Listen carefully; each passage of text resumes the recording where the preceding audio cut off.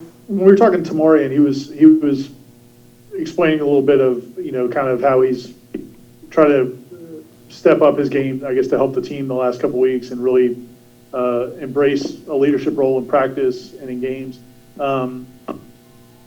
Was he going through? I mean, I know he's had some personal issues and health issues. When a guy's having struggles like that, what's the approach, I guess, as a position coach in terms of balancing like demanding more, but also acknowledging that they're going through some tough times? Well, it starts early on in the process, as far as showing your guys that you really care about them, and that starts with not only giving them the tough love and just being demanding and holding them accountable, but it's also like just celebrating when they do right. So that kind of led to the point where Terry had a few things that he was going through off the field, and maybe a few struggles on the field. Just take them under your wing and say, hey, let's focus on what we can control. And that's the person that helped me do that was Coach Bowden, when he told me don't pray for a lighter load, pray for a stronger back. As myself going through things on and off the field and some struggles, I had to be there for him, to help him get past it and take the next step and focus on the now, about what can I control, So it was it's easy for me to do it, and it's easy to say and harder to do, but once you show that you can be trusted by young men, and then they're willing to do what you say.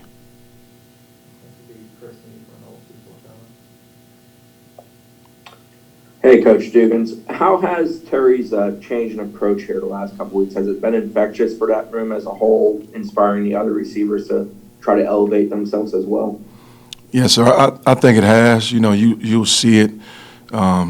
Even though, the week before, just all the guys, sitting together at the dinner table, communicating, having fun, having a good time.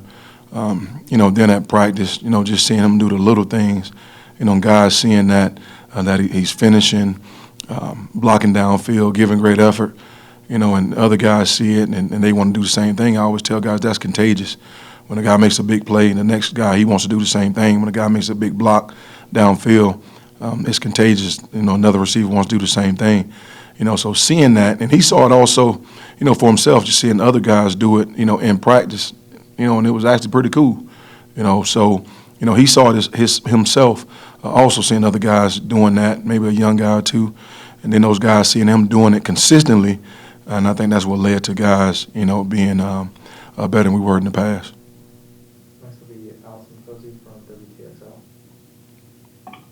Hey, Coach. Along that note with Tamarion, just to see him go through that and to come out on top and to have the game that he had on Saturday night, just is that satisfying to see for you as a coach, to see him kind of push through that and see that success? Well, I told the guys after the game, I felt like we took a step forward.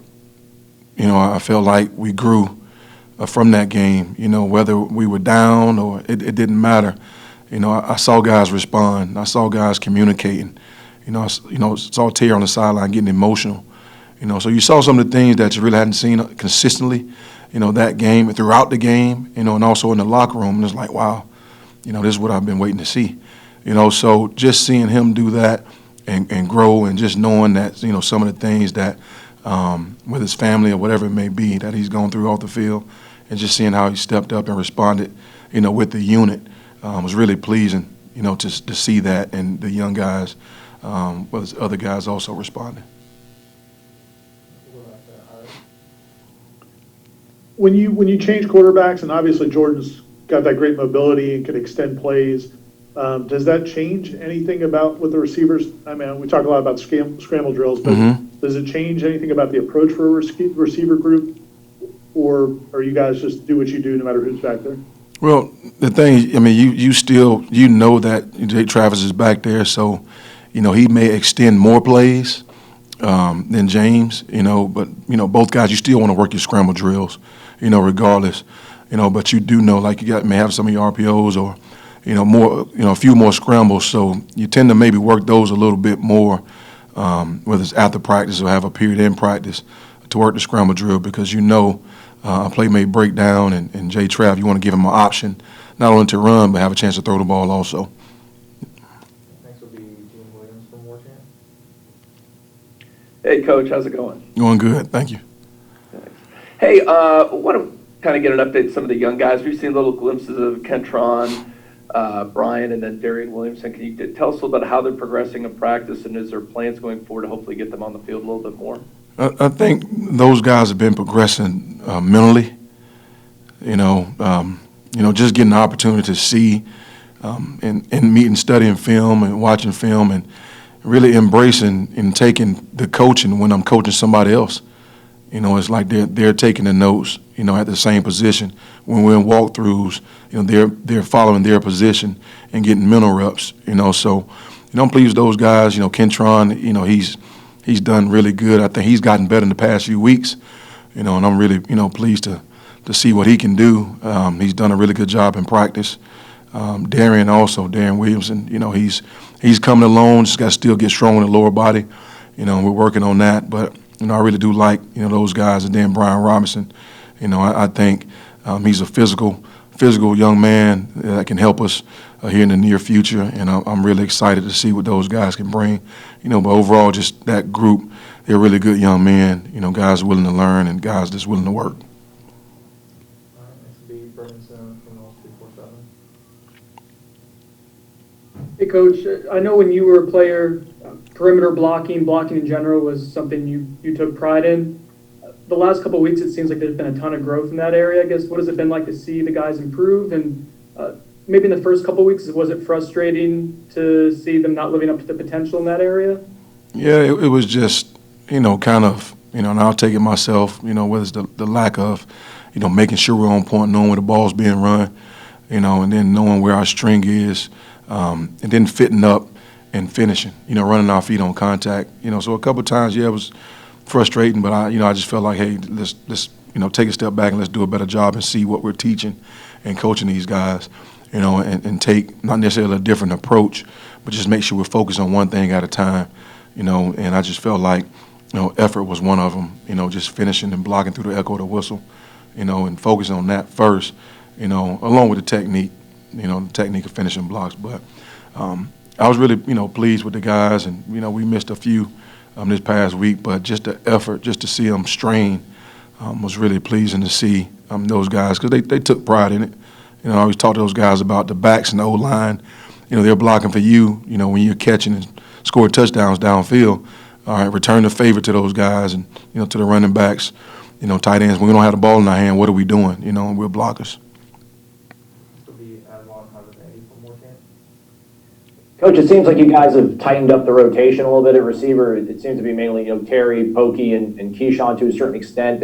Is there a benefit kind of in the continuity of having primarily a sort of set rotation that's that tight? And also, I guess, what's the key for guys like Keyshawn and Pokey to kind of take advantage of the opportunity of being Robin to, I guess, Tamorian's Batman right now? Well, I mean, it's when you're rotating receivers in games, a part of that too goes with, whether it's personnel, the flow of the game, and that's it's kind of like playing chess. You got to get a feel for the game, and you feel like, okay, well, who's the right fit, or who goes where, depending on the game, the situation of the game. You always try to put those guys in a position when okay, he did really good at this in practice. This guy did really good in that in practice.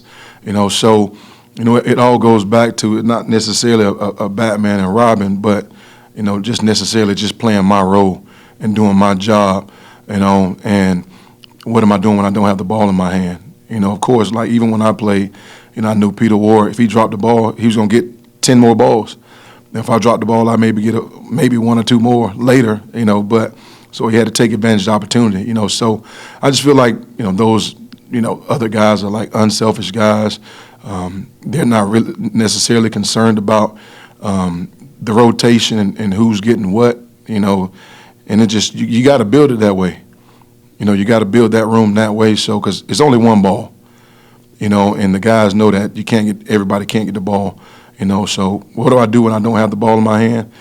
Take advantage of the opportunity when I don't have the ball in my hand. Now, that opportunity is going to come because you work your butt off, all right, when you don't have the ball to get that opportunity, So those guys have other guys have, stepped up. And I wouldn't just say it's just a rotation of those guys. It may have, seemed like that because of the flow of the game, but you do want to play, all of you guys.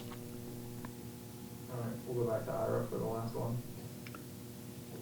You talked about Coach Bowden earlier, and there's some reports, I guess he sounds like he may be going home soon from the hospital. I was wondering if you or Odell had a chance to reach out to him, or Ann, since he caught the virus, and, just express again. I know you've expressed it a million times how much he meant to you, or he means to you, but I was wondering if you've had a chance to do that again recently.